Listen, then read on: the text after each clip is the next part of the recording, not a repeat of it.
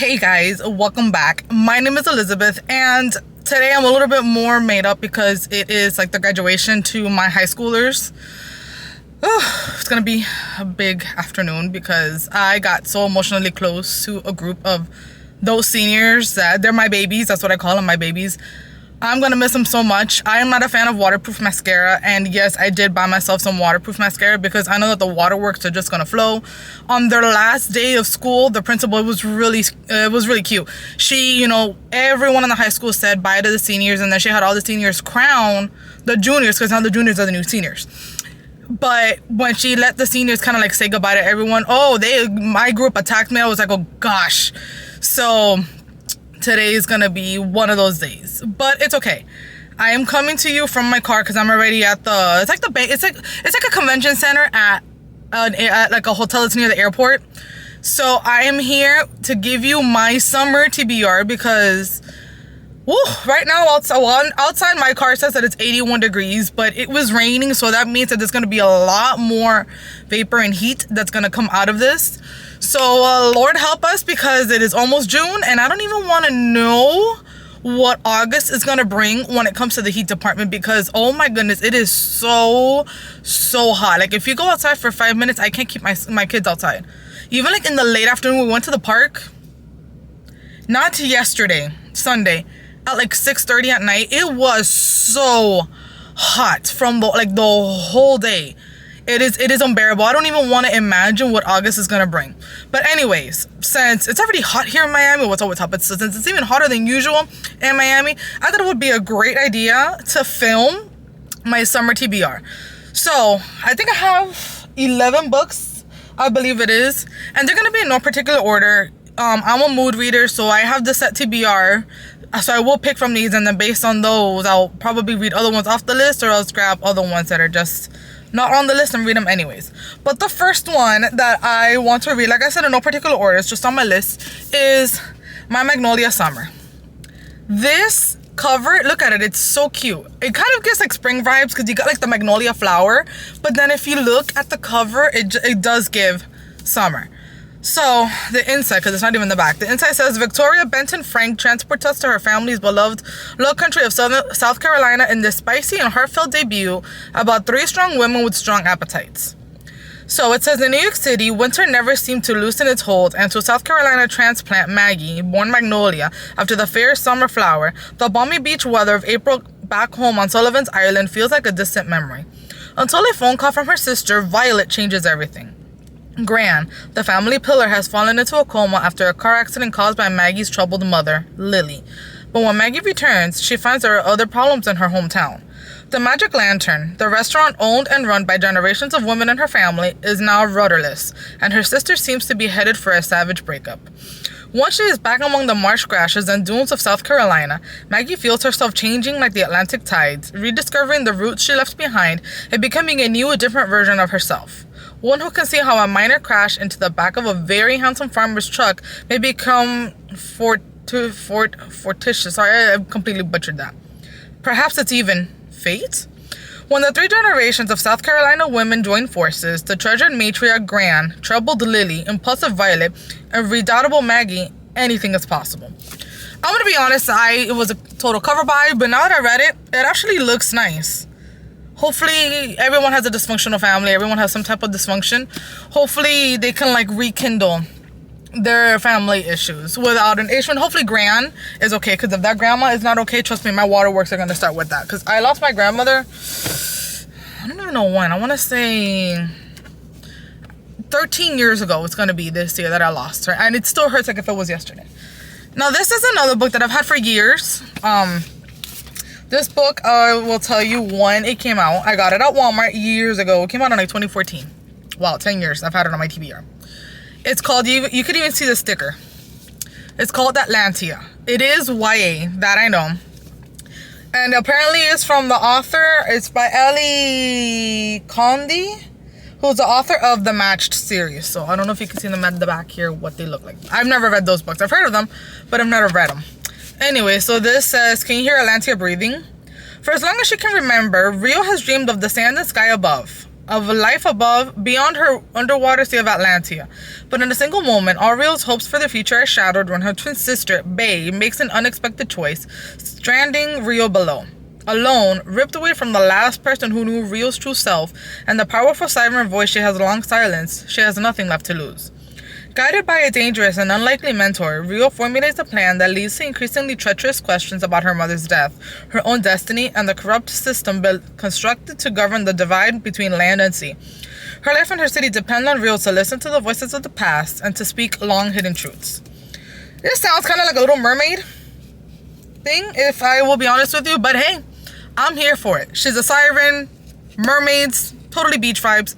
Not sure I'm going to the beach this year, but it's okay. I'm here for the mermaid vibes.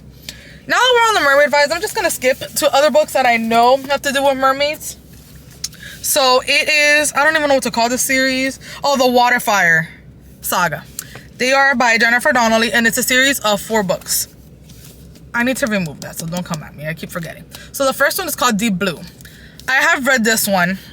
It says Serafina, daughter of Isabella, queen of Miramar, has been raised with the expectation and burden that she will someday become ruler of the oldest civilization of the merfolk.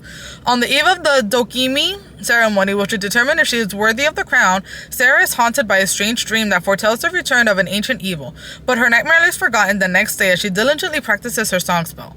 Eagerly anticipates a reunion with her best friend, Neela, and anxiously worries about Madi, the crown prince of Matali, and whether his feelings toward her and their future betrothal have changed. Most of all, she worries about not living up to her mother's hopes. The Dokimi proceeds, a dazzling display of majesty and might, until a shocking turn of events interrupts. An assassin's arrow wounds Isabella. The realm falls into chaos, and Serafina's darkest premonitions are confirmed. Now she and Neela must embark on a quest to find the assassin's master and prevent a war between the mer nations. Their search will lead them to other mermaid heroines scattered across the 6 seas. Together they will form an unbreakable bond of sisterhood as they uncover a conspiracy that threatens their world's very existence. So I read this one. The series is by Jennifer Donnelly. She writes a lot of. She's the one that wrote the Beauty and the Beast book that I read, Lost in a Book or something, where it was like in the movie after the Beast gifts Belle the library. It's like right after that. So she's the one that wrote that book. She wrote this book. She wrote another one called Revolution, which is very good. I don't have it, but it is very good. So this is the first one, Deep Blue. The second one, just gonna put them there como quiera, is Rogue Wave. I read this one too. I'm not gonna give you, I'm not gonna tell you what the actual book is about because it might have spoilers. And honestly, I read these books so long ago that I have to reread them from number 1 to get to 4. So the third one is Dark Tide. Looking at this one, I'm really not sure if I ever read this one. It feels like it's never been opened. So I'm not sure I read this one. I know that I read the first one and I believe I read the second one. Not so sure about the third one. And then, I don't even know what this is. Oh, look at that. A Scholastic Book Fair. I remember the 4th one, which is Sea Spell. I hate the cover because it does not match the other one. So I have to see what Barnes can give me. But anyways, I have the book and I'm not going to complain. This was a gift from a school that I used to work at, that they had the book fair and I had to volunteer for the book fair. And the PTA always gifted the teachers that volunteered one book of their choice. This was the last one, and they're like, if you want it, hide it, and that way nobody else gets it because it's going to be yours. So that's what I did. That was 11/02/2016. So the 2nd of November of 2016. Wow. So yeah, I don't know what this one is about. I know that I've never read this one, so I read them so long ago that I know that I need to refresh my memory and read all the other ones. I do like that they all bring like a map. I wonder if they're all the same exact map. Yeah, they're all the same exact map. But I guess that's nice in case you forget, where you're looking at or whatever. But I know that these books, they're probably like middle grade, but they're fun and they should be easy to read. The next one I've had for a while, but when it came out, it wasn't summer, and I knew that I wanted to read it in the summer. And it's Wildfire by Hannah Grace. I read Icebreaker. I loved it. This one, to say, is not as spicy. I don't really care for that too much. But I know this follows, I think it's Russ. Yes. Don't ask me who he was on Icebreaker. I read Icebreaker a year ago because I read it, I believe, at the beginning of May of last year. So I forgot. But I know that Russ is on the hockey team that Nate was on in Icebreaker. So supposedly they have a one-night stand and then they vow to like never see each other again, but then they're both counselors at a summer camp for little kids. So it says here, at a party celebrating the end of the academic year, Maple Hill student Russ Callahan and Aurora Roberts have a passionate one-night stand. Never wants to overstay her welcome or expect much from a man, Aurora slips away before Russ even has the chance to ask her for her full name. Days later, they run into each other in their new job as summer camp counselors, hoping to escape their complicated... Hold on, someone's calling me. Hold on. I'm so sorry. That was random. That was like a health insurance. Like I had to switch health insurances because my kid's doctor didn't have the one that I had and I had to switch. Anyways, they called to see if it was intentional because they said that they were having a lot of issues with their plans changing and the customers not knowing. Anyways, so days later, they run into each other in their new jobs as summer camp counselors, hoping to escape their complicated home lives. Russ knows breaking the camp's strict no staff fraternalizing rule will have him heading back to Maple Hills before the summer is over. But unfortunately for him, Aurora has never been very good at caring about the rules. She has a third one coming on Hannah Race called Daydream that was supposed to come out in June. I pre-ordered that, but Barnes let me know, hey, she's pushing it back to August. So maybe that one will be on my fall TBR. But so far, this cover just looks cute. I'm sorry. It's adorable. So that, I don't even know, is book, I don't know what. 7? I don't know. Yeah, probably 7. This one also, to me, is a newer book, but it seems appropriate. And it's 7 Days in June by Tia Williams. Of course, June, to me, screams summer. And to me, technically school, my students finish on the 31st. I have to go into the 4th. But to me, summer technically starts in June. So that's why I think it's so appropriate to read this book in June. It says 7 days to fall in love, 15 years to forget, and 7 days to get it all back again. Eva Mercy is a single mom and best-selling erotica writer who is feeling pressed from all sides. Shane Hall is a reclusive, award-winning novelist who, to everyone's surprise, shows up in New York. When Shane and Eva met unexpectedly at a black literary event, sparks fly. But what no one knows is that 15 years earlier, teenage Eva and Shane spent one crazy, torrid week madly in love and have been secretly writing to each other in their books ever since. Over the next 7 days, amidst the steamy Brooklyn summer, Eva and Shane reconnect, but Eva's wary of the man who broke her heart. Before Shane disappears again, she needs a few questions answered. With its keen observations of creative life in America today, as well as the joys and complications of being a mother and daughter, 7 Days in June is a hilarious, romantic, and sexy as hell story of two writers discovering their second chance at love. That sounds so cute. A second chance romance. And she's a single mom. I don't know, I just want to see how she would play the reconnecting after so long. And how are they writing each other in the books? Like, do they know that when they write, they're writing about each other? Is it obvious? Is it subtle? Things that only they would know? No, I am intrigued. And the last one, which I'm kind of on the fence. I will explain why. So you can see I haven't even opened it, but it is the box set of the Summer That I Turned Pretty trilogy. So the first one is The Summer I Turned Pretty. The second one is It's Not Summer Without You. And then the third one is We'll Always Have Summer. I know that this has a show on Amazon. Seasons 1 and 2 are out. From what I hear, season 1 is based on book 1, season 2 is based on book 2. Here's the thing.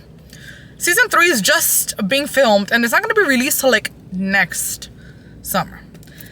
I will be one to forget every single thing that happened. So that means that I would probably have to reread these books again next summer if I want to wait for season 3.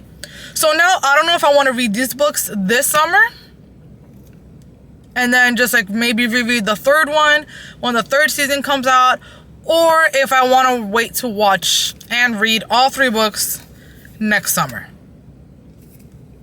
Let me know in the comments down below what you guys feel that I should do, but I'm kind of like, ugh, because I really don't want to wait to read them because I've heard so many things and I've been like anticipating them for the summer so that I can watch it with the show, but that third season does not come out till next summer.